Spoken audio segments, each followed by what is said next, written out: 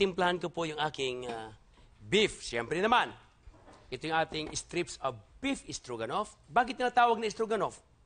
Ang stroganoff kasi, ano to, German food.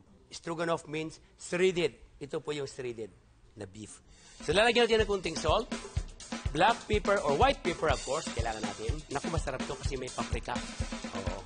Then, haluin natin. Siyempre, meron ko ditong chopstick. Alright? If hindi biglaan. Yan. Okay. Nakita mo yung init nito? Talagang nadidistribute niya talagang napakainit. At napapansin mo, hindi siya bumubula. Kapag ibang pa na gamit mo, bumubula yung karne. Ito hindi. Tinan mo. Ang galing. Brown na brown. Mahalaga to para yung karne mo hindi makunat. O habang di ba?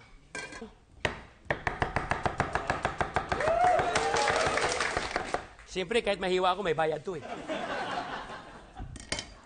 1 teaspoon lang. Oh, teaspoon lang ha, teaspoon lang. Sukat ko yan. 20 years in service, 35 na. Onions. Alright. Mushroom. Unahin mo natin pagsuti para mag-brown. Kasi wala akong pangangamba na masusunog dahil I believe my pan. Talagang hindi siya didikit. Narinig ko? Oh, hindi dumidikit. I love it. Pwede pang i-ganon, hindi dumidikit. Ligay ko na yung chicken stock. The Worcestershire sauce. Nalagyan natin yung cream. Then, ilagyan natin yung beef. Oh my! I feel it na masarap talaga. Look at that color. Itong pasta ko, lalagyan ko lang ng kunting-kunting oil lang. Para lang shiny. Wow! Aminta? Oh! Diba? Ganda. My goodness. Malinis na malinis. Alright. So, almost done. Wow! Ganun kabilis, oh! So, habang nandyan, ihiwain ko itong aking chives.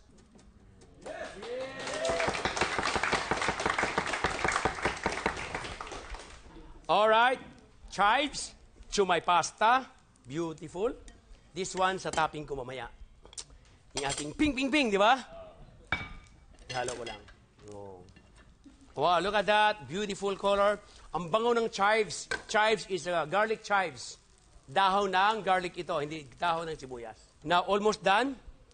Let me check the thickness ng ating stroganoff cream. Okay, kunti na lang. Oh. Alam mo, para madali, may style ako dyan eh. Ganito yan eh. Dahil gusto ko masarap, mabilis, ganyan mo lang. Kasi masarap din yung sauce na hindi masyado malabnaw. Kung parang gravy, because of the cream at saka yung kanyang katas ng beef, naging brown. I love this casserole. My God. Alright, so there you go. This is the sauce. Look at that. Into the pasta. And then the rest into the beef.